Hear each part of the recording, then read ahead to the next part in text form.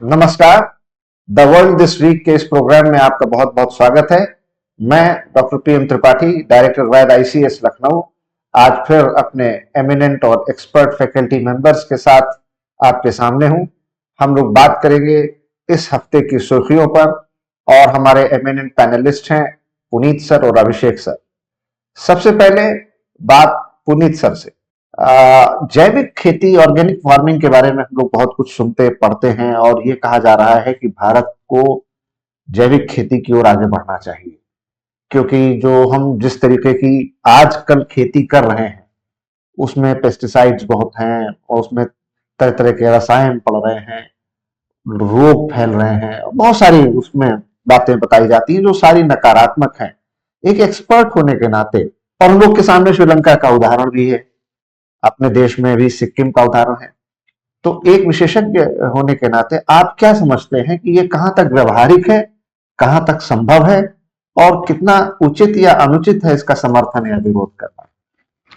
Sir, जैविक खेती जिसको हम ऑर्गेनिक फार्मिंग भी कहते हैं, ये बेसिकली होती क्या है कि जैविक खेती में हम किसी भी तरह के रासायनिक उर्वरक का प्रयोग नहीं करते। Chemical fertiliser we don't use as सच।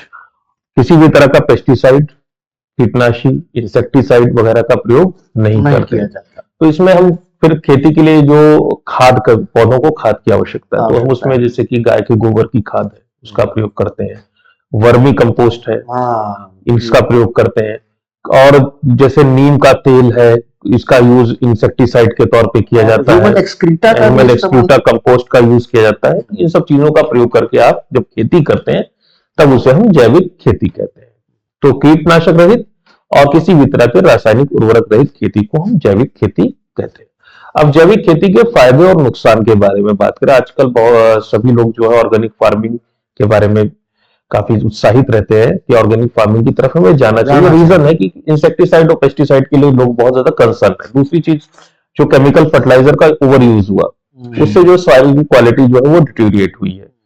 तो इसलिए कहीं ना कहीं लोगों में और सरकार में एक भावना है कि देश को जैविक खेती की तरफ बढ़ना चाहिए। लेकिन जैविक खेती जो है, अभी जो वर्तमान में हमारी जनसंख्या है भारत की या विश्व की जनसंख्या है, तो उस जनसंख्या का भरण पोषण करने के लिए जैविक खेती के द्वारा उसे नहीं किया जा सकता। जो खाद्य सुरक्षा का हमारा इतना बड़ा अभियान है जी, वो विफल हो जाएगा। हाँ, ये पूरी तरह से विफल हो जाएगा अगर आज की तारीख में भारत जैविक खेती अपना ले, आज के आज, जैसे कि श्रीलंका ने अपनाया था। तो मात्र 1 से 2 फसल चक्रों में भारत की आधे से ज्यादा जनसंख्या भुखमरी का शिकार हो जाएगी। अच्छा, क्योंकि जैविक खेती में समस्या है, कई सारी समस्या है। देखिए, इसमें आप फर्टिलाइजर जो उर्वरक का प्रयोग करते हैं वो कौन सा है? वो जैसे मैंने कहा कि गाय के गोबर का प्रयोग करें, गाय के गोबर या जानवर के गोबर से बनी हुई खाद का, जिसमें नाइट्रोजन की प्रतिशतता जो परसेंट है वो आपका 0.5 से 2%, आधे प्रतिशत से लेकर 2% नाइट्रोजन है। जो plants are very hungry for nitrogen, phosphorus and potash, NPK इनको कहते हैं, नाइट्रोजन, फास्फोरस और पोटाश। अगर इनकी कमी हो गई सॉइल में तो पौधा जो है सर्वाइव नहीं कर पाएगा। अब जब गोबर की खाद हम लेते तो उसमें आधा प्रतिशत से लेकर 2% के आसपास जो है नाइट्रोजन है, जबकि आप यूरिया खाद लेते हैं तो यूरिया खाद में नाइट्रोजन का फर्टिलाइजर नाइट्रोजन का परसेंटेज 46% है। बताइए, तो कहां आप 2% और कहां 46%? तो जाहिर सी बात है, 2 खेत है अगल बगल के हैं, एक में ऑर्गेनिक फार्मिंग हो रही है, दूसरे में कन्वेंशनल फार्मिंग, परंपरागत तरीके से जो हम लोग फर्टिलाइजर बेस्ड फार्मिंग करते हैं वो कर रहे हैं। फर्टिलाइजर बेस्ड फार्मिंग में जो यील्ड है वो बहुत ज्यादा होता है। पहली चीज, ऑर्गेनिक फार्मिंग में यील्ड कम हो जाता है। नॉर्मली जैसे कि सिक्किम ने अपनाया था, तो सिक्किम में जो अदरक का उत्पादन, अदरक का काफी उत्पादन करते हैं वो लोग, तो 300 किलोग्राम के आसपास पर हेक्टेयर अदरक का उत्पादन उनके यहाँ होता था। अभी जब से इन्होंने 2015-16 से जैविक खेती पर ये शिफ्ट हुए हैं, अदरक का उत्पादन प्रति हेक्टेयर गिर के 85 किलोग्राम प्रति हेक्टेयर हो गया। अरे, तो 1/3 आपका जो है उत्पादन गिरा।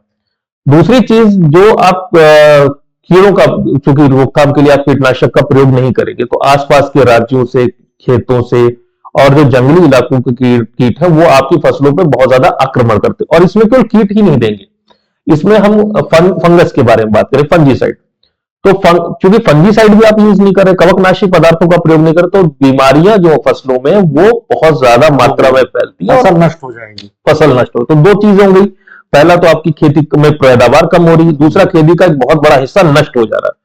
तीसरी खास बात है कि जो फसलें जैविक खेती से उत्पन्न होती है, जैसे कि सिक्किम में अदरक है, बड़ी इलायची का सबसे बड़ा प्रोड्यूसर है सिक्किम, इस तरह की चीजें जब आप ऑर्गेनिकली उगाते हैं तो इनकी शेल्फ लाइफ बहुत कम होती है, क्योंकि आपने मटेरियल्स को पेस्टिसाइड से, इंसेक्टिसाइड से ट्रीट कर रखा है। तो ऐसी स्थिति में जो मटेरियल कन्वेंशनल फार्मिंग से पैदा होते हैं उनकी शेल्फ लाइफ ज्यादा होती है। क्योंकि सिक्किम की अदरक ज्यादा दिन तक चल नहीं सकती, शेल्फ लाइफ कम है, तो नॉर्मल इसका जो जैविक खेती शुरू करने से पहले इसका जो प्राइस था मार्केट में वो 1500 रुपए के आसपास रहता था। 1500 रुपए का इसकी यूनिट है 37 किलोग्राम की। आज की तारीख में इसका प्राइस गिर के 800 से 900 रुपया किलो, 900 रुपया पर यूनिट हो गया। तो फार्मर के बारे में आप सोचिए, फार्मर पहले से कम पैदा कर रहा है, उसकी फसल बहुत ज्यादा नष्ट हो जा रही है, जब वो मार्केट में जाता है तो मार्केट में उसको उसकी फसल के दाम नहीं मिलते, पहले से भी कम। तो तीन तरफ से फार्मर के ऊपर मार पड़ रही है। तो और ये ओवरऑल क्या प्रोडक्शन आपका कम हो रहा है, जो स्टेट का प्रोडक्शन है कम हो रहा है। अब इसमें चौथी चीज देखते हैं, आप सिक्किम में जाते हैं, वहां पे प्रोडक्शन कम हुआ है, वहां के लोगों को कम उसके पैसे मिलते हैं। बगल में ही वेस्ट बंगाल है, वेस्ट बंगाल में जो कन्वेंशनल फार्मिंग हो रही, परंपरागत फार्मिंग हो रही, वहां से सारा मटेरियल जो कि आपका फूड बेस्ड आइटम है वो सिक्किम में आता है, वो सस्ते दामों पे। अब सिक्किम के फार्मर को एक और लड़ाई लड़नी, उसको दाम नहीं मिल रहे सही, और जो परंपरागत कन्वेंशनल फार्मिंग से जो सामान मिल रहा है वो कम दामों पे मिल रहा है। तो जाहिर सी बात है सिक्किम के लोग ही सिक्किम का सामान नहीं खरीद रहे, बाहर के लोगों को तो छोड़ ही दीजिए। तो ऑर्गेनिक फार्मिंग का एक और भी समस्या होगी कि आपको कभी सही से दाम भी नहीं मिलेंगे। तो ये सारी समस्या, इसके अलावा एक और समस्या है कि आप हो जाएगी, महंगी चीजें हैं, और एक और बड़ी समस्या है जो सबसे बड़ी समस्या है कि आप कैसे सर्टिफाई करेंगे कि ये खेत ऑर्गेनिक फार्मिंग कर रहा है। तो इसके लिए कोई ना कोई सर्टिफिकेशन का प्रोसेस होना चाहिए। सर्टिफिकेशन के दो तरीके हैं, जैसे इंडिया में एक तो है कि गवर्नमेंट की लोकल एजेंसी सर्टिफाई कर दे, तो उसमें जैसे कि सिक्किम अपने ऑर्गेनिक प्रोड्यूस को सर्टिफाई करके बेचता है सिक्किम ऑर्गेनिक के नाम से, ये ब्रांड नेम है उनका। इसका मतलब ये खाद्य पदार्थ ऑर्गेनिक है, तो इसके प्राइसेस थोड़े से ज्यादा होंगे, लेकिन भारत की जनसंख्या में अभी भी लोग ऑर्गेनिक चीजों को ज्यादा दामों पे खरीदने के इच्छुक नहीं है, हमारी परचेजिंग पावर इतनी नहीं है। दूसरी चीज, आपके पास दूसरा ऑप्शन है कि इसी सामान को आप यूरोपियन कंट्रीज में बेचते हैं, लेकिन यूरोपियन कंट्रीज जो स्टेट गवर्नमेंट के द्वारा जो सर्टिफिकेशन उसको मानते नहीं, तो आप अब्रॉड भी नहीं सामान भेज सकते, और अगर आपको अब्रॉड भेजना तो थर्ड पार्टीज के द्वारा आपको लाइसेंस लेना पड़ेगा, उसका रजिस्ट्रेशन सर्टिफिकेशन प्राप्त करना पड़ेगा। अगर आपके पास 10 हेक्टेयर का छोटा सा खेत है तो आपको जो सर्टिफिकेशन की फीस है वो करीब 84,500 रुपए की सर्टिफिकेशन फीस देनी है, जो कि 3 साल के लिए मान्य होगी, और फिर हर साल आपको 14,500 से 15,000 रुपया हर साल 10 हेक्टेयर की खेत के लिए उस सर्टिफिकेशन को रिन्यू कराने के लिए देने। तो फार्मर के ऊपर तो हर तरफ से बर्डन पड़ा, एक तो उसकी प्रोडक्शन कम हो रही है, फसल नष्ट हो रही है, फसल के दाम नहीं मिल रहे हैं, और लोग खुश हैं कि हमारी जो सॉइल की फर्टिलिटी है वो बनी रहे।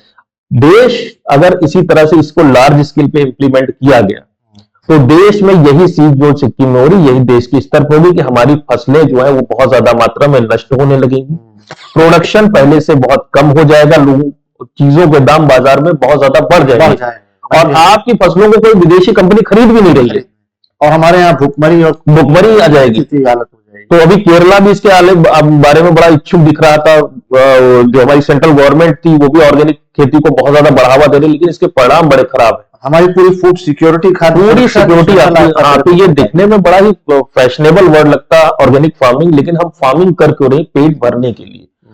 ऑर्गेनिक फार्मिंग में वर्तमान में ऐसी तकनीकें नहीं उपलब्ध हैं जिससे हम इतनी मात्रा में, जिसे हम कहते हैं सरप्लस स्टेट, हम सरप्लस क्या, हम सब्सिस्टेंस फार्मिंग पे भी नहीं जा सकते। ऑर्गेनिक फार्मिंग करता कौन है, ट्राइबल्स करते हैं, और उनके खेत में कभी भी इतना ज्यादा अन्न का उत्पादन नहीं होता कि वो उनके पास सरप्लस आ सके। इसलिए जब भी हमें कोई कदम उठाना चाहिए तो श्रीलंका जैसी गलती नहीं करनी चाहिए, जिसे रातों रात वो ऑर्गेनिक फार्मिंग में चले गए, कि रातों रात उन्होंने पेस्टिसाइड का इंपोर्ट और फर्टिलाइजर्स का इंपोर्ट इंडिया और चाइना से करना बंद कर दिया, और सोचा कि हम बहुत सारा पैसा बचा लेंगे, लेकिन उनकी फसलें सारी की सारी फेल कर गई, और लगभग जो इकोनॉमी क्रैश हो गई। भारत ने अगर मदद ना की होती तो पता नहीं क्या होता, और यही चीज अगर भारत में इंप्लीमेंट होती तो भारत को भी IMF के सामने घुटने टेकने पड़ेंगे। और श्रीलंका की तुलना में तो भारत बहुत ज्यादा बड़ा देश है, विशाल देश है, हमारे पास तो दूसरा कोई सेक्टर भी नहीं जिसपे हम रिलाई कर सके। इसलिए जो इसको बहुत ही सावधानी के साथ इसमें आगे कदम उठाने की आवश्यकता होती है। मतलब उसको ग्रेजुअल फेज्ड मैनर में धीरे धीरे शायद करें तो बेहतर। थोड़े स्तर के लिए अगर आप भारत की आबादी 20 करोड़ के आसपास होती तो आप ऑर्गेनिक फार्मिंग प्रैक्टिस कर सकते थे, आप ये हिम्मत दिखा सकते थे। इतनी बड़ी आबादी के साथ आप ऑर्गेनिक फार्मिंग करेंगे और इतने लोगों का पेट भर लेंगे, ये फिलहाल पॉसिबल। बिल्कुल सही कह रहे हैं। अब हम रुख करते हैं दूसरी तमाम बड़ी खबरों की ओर। आजकल सीरिया में जो कुछ हालात हैं और जिस तरीके से बशर अल असद की सरकार गिरी और वो फिर मॉस्को गए अपनी जान बचा करके, वहां के जो हालात हैं ये क्यों ऐसे हुए? और मैं शायद मेरी याददाश्त में पहली बार उपराष्ट्रपति के विरुद्ध हमारे देश की राज्यसभा में, हमारे संसद में जो बात कही जा रही है विपक्ष के द्वारा कि हम अविश्वास प्रस्ताव लाएंगे या उनको हटाने की कोशिश के बारे में कई जगह महाभियोग शब्द का, इंपीचमेंट का प्रयोग किया जा रहा है, ये कहां तक सही है और ये क्या हालात हैं? जरा एक एक करके इन पर आप अपनी विशेषज्ञ टिप्पणी दें। सर सीरिया पे सबसे पहले डिस्कशन करते हैं। सीरिया के जो हालात हुए, जो सीरिया में भी कूप हुआ, तख्तापलट हुआ वहां पर, वो रातों रात नहीं हुआ है और उसके कई डायमेंशंस हैं सीरिया के। एक तो सबसे पहला इंपॉर्टेंट डायमेंशन ये है कि वहां पर शिया और सुन्नी का कॉन्फ्लिक्ट हो गया। दूसरा ये है कि सीरिया जो है वो एक बैटल ग्राउंड बन गया of number of powerful countries like Russia, America, Iran, Israel और थोड़ा बहुत उसमें टर्की। ठीक है, तो अगर हम सीरिया की हिस्ट्री को देखते हैं सर, ये जो कूप हुआ है ये तो 2010-11 में ही हो गया होता और 50 साल से ज्यादा इनके और उनके पिताजी ने शासन किया, हुकूमत रही है इनके पिताजी का शासन रहा, फिर 2000 में इनके पिताजी की डेथ हो गई तो इनके सुपुत्र साहब बन गए। तो वही आप जो कह रहे हैं 50 साल से पहला पूरा फैमिली का रूल रहा। अगर हम 2010 को देखें सर, 2010 में एक रिवोल्यूशन टाइप का आप कह लीजिए अरब स्प्रिंग हुआ था 10-11 में। हाँ बिल्कुल हुआ था। तो अरब स्प्रिंग जो 2009 से शुरू होकर के और वो अरब स्प्रिंग चला, स्प्रिंग नाम दिया गया, ट्विटर क्रांति भी कहते थे, क्या कहा गया। अरब स्प्रिंग जो था वो बेसिकली आप देखिए तो टूनिशिया, इजिप्ट, लीबिया, इन सारे कंट्रीज में सक्सेसफुल रहा। सीरिया में भी हुआ था, लेकिन सीरिया में उसको असद ने जो है कंप्रेस दबा दिया इसलिए दिया क्योंकि रशिया ने और ईरान ने हेल्प कर दी। Syria basically Sunni dominated country है, जो वहां पर रिजीम थी वो शिया थी। ईरान जो है वो सीरिया को यूज करता है अपने प्रॉक्सीज को डेवलप करने के लिए, जैसे हिजबुल्लाह को, ताकि वो इजराइल को काउंटर कर सके। रशिया ने सीरिया को यूज किया अमेरिका को काउंटर करने के लिए। तो रशिया ने और ईरान ने और थोड़ा बहुत हिजबुल्लाह के जो लीडर्स थे, जो सोल्जर्स थे, इन्होंने असद की सत्ता को बचाया। जब अरब स्प्रिंग हुआ हो तो उसी में गया होता, लेकिन खैर उस समय वो बच गए। इनके बुरे दिन शुरू हो गए जब इजराइल और हमास लड़ाई शुरू हो गई 7 अक्टूबर 2023 से। इजराइल ने अटैक करना शुरू कर दिया, हमास पूरा बर्बाद हो गया, उधर हिजबुल्लाह बर्बाद हो गया, इधर ईरान बिजी हो गया ईरान के साथ, इजराइल के साथ लड़ने में, रशिया बिजी हो गया यूक्रेन के साथ लड़ने में। तो अभी ना रशिया इनकी हेल्प कर पाया ना ईरान इनकी हेल्प कर पाया। हिजबुल्लाह के सारे टॉप कमांडर्स मारे गए, तो अल्टीमेटली असद अकेले पड़ गए और जो वहां मदद के लिए कोई नहीं आया। और जो वहां पर जो रेबल्स थे वो और पावरफुल हो गए। और उसमें जो एक नाम सबसे पॉपुलर आ रहा है जुलानी का, तो जुलानी को अमेरिका ने सपोर्ट कर दिया। ये जुलानी के बारे में बताना चाहूंगा सर, ये जुलानी बेसिकली पहले अलकायदा में था, फिर अलकायदा से हट करके इसने आईसिस ज्वाइन किया, तो अमेरिका ने इसको टेररिस्ट डिक्लेयर कर दिया था। अबू बकर अल बगदादी आईसिस के साथ था।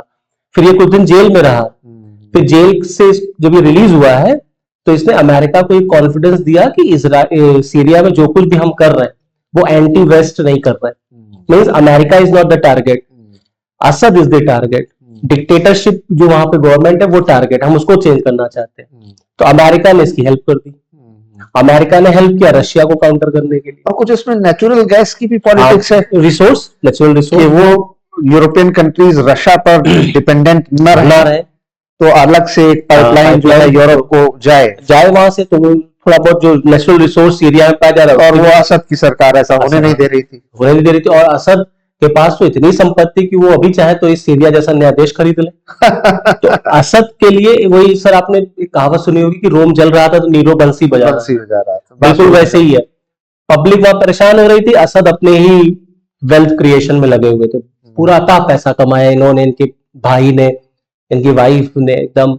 और सीरी जो सुन्नी कम्युनिटी के जो लोग हैं वो लोग वहां पर पावर में जो है अपना पार्टिसिपेशन मांग रहे अच्छा, हैं। वाइफ उनकी सुन्नी है वैसे, वाइफ सुन्नी है, जबकि बशर अल असद हाँ, शिया शिया है, और वाइफ सुन्नी है, लेकिन बहुत पैसा है दोनों के पास, वाइफ के नाम पर भी हाँ। और हस्बैंड के नाम तो वो अपना इंडिविजुअल वेल्थ एसेट क्रिएशन में क्रिएट कर रहे थे। और पब्लिक वहां गरीबी भूखमरी से परेशान हो रही थी, बेचारी, तो इसलिए पब्लिक ने ये सारे जो भी रेबेलियन का साथ रेबेलियंस का सबका साथ दिया, हाँ, या तो न्यूट्रल रहे या उसके साथ रहे, साथ ही रहे, अपने गवर्नमेंट के साथ नहीं नहीं गए। और सोल्जर जो थे हाँ, वो आर्मी बैकआउट कर गए, बैकआउट कर गए, यूनिफॉर्म छोड़ छोड़ भाग गए चले गए। कि कहीं हमको आइडेंटिफाई करके गोली ना मार दें मार सब। तो ये ओवरऑल मतलब सब बहुत दिनों से था, बीच में थोड़ा इनके फेवर में इश्यूज थे, हो नहीं पाया, वरना वो बहुत पहले गया। मतलब मल्टीपल फैक्टर्स थे। ईरान वॉकआउट कर गया, ईरान ने कहा भाई अभी तो हम हेल्प कर नहीं सकते बाकी। रशिया ऑलरेडी यूक्रेन के साथ बिजी है, तो वो कहां से हेल्प करेगा। हाँ, ये है कि उसने असाइलम दे दिया, और ये तो तय था, ये भाग के कहाँ जाएंगे। हाँ, रशिया के अलावा कोई जगह भी नहीं थी इनके तो पास। रशिया गए, रशिया ने इनको असाइलम दे दिया, पॉलिटिकल असाइलम और बशर अल असद को मिल गया उनकी फैमिली। अच्छा, ये वाइस प्रेसिडेंट हमारे देश में जो है धनखड़ साहब, जी सर, राज्यसभा के पदेन सभापति हैं, जी जी। उनको हटाने को लेकर के या उनके विरुद्ध अविश्वास प्रस्ताव विपक्ष ला रहा है, ये क्या है? ये एक्चुअली वैसे जो विपक्ष है उसने क्लियर कट आर्टिकल 67B में रिमूवल ऑफ वाइस प्रेसिडेंट है दिया गया है, बाकी लेकिन ये नो कॉन्फिडेंस मोशन तो मैं भी नहीं समझ पा रहा हूँ सर, इन्होंने क्यों वर्ड यूज किया है, मीडिया वाले क्यों यूज कर रहे हैं, राज्यसभा के जो अपोजिशन मेंबर्स हैं वो भी नो कॉन्फिडेंस मोशन कह रहे हैं। तो ये पॉलिटिकल पोस्चरिंग है, क्योंकि उनके पास टेक्निकली नंबर्स भी नहीं है, और ये कोई हटा मतलब नहीं सकते, नहीं हटा सकते, कोई मतलब ही नहीं है।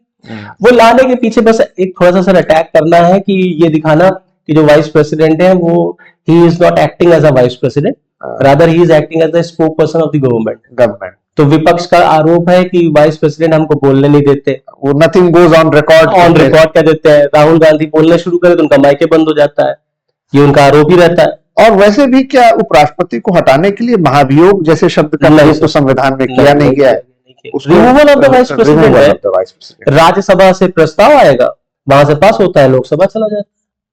इम्पीचमेंट तो केवल राष्ट्रपति के लिए रहता है। अब ये लोग क्यों यूज कर रहे हैं मैं खुद नहीं समझ पा रहा। मीडिया में शायद मीडिया को इसकी जानकारी या एक टेक्निकल बारीक डिफरेंस जो होता है इम्पीचमेंट एंड रिमूवल में, एक सर वो एक कॉमन सा वर्ड ले लेते हैं, हाँ, उसे इम्पीचमेंट, जैसे सुप्रीम कोर्ट हाई कोर्ट जजेस के लिए भी वो कहते थे इम्पीचमेंट का, to be on safer side अखबार वाले सब लिख देते हैं महाभियोग की प्रक्रिया शुरू की जाए।